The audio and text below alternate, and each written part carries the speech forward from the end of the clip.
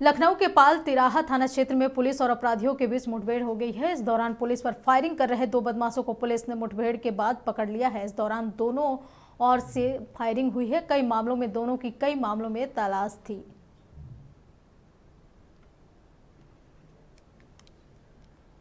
हम लोगों ने सर्विलांस, सीसीटीवी फुटेज और जो पुलिस की परंपरागत मुखबिरी है उसका सहारा लेते हुए ये बात उन्होंने पाई कि इसमें 3 अभियुक्त हैं जो संदिग्ध हैं और वही लोग ये घटना कर रहे हैं। चेकिंग लगाई गई थी और करीब आधे घंटे पहले की बात है।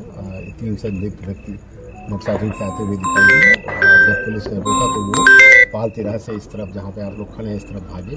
ये सुनसान इलाका है और यहाँ पर उन्होंने जो है पुलिस को देखकर पुलिस के ऊपर फायरिंग भी की और जिसमें पुलिस की टीम ने आप पर छात्र फायरिंग की, जिससे एक बंदा जिसका नाम सूरज है उसको गोली भी लगी और वो घायल हो गया और उसको तत्काल अस्पताल पहुँचाया। 2 बदमाश भागने में सफल हो गए, लेकिन पुलिस ने उनको आगे कॉम्बिंग करके दौड़ा के जो दूसरी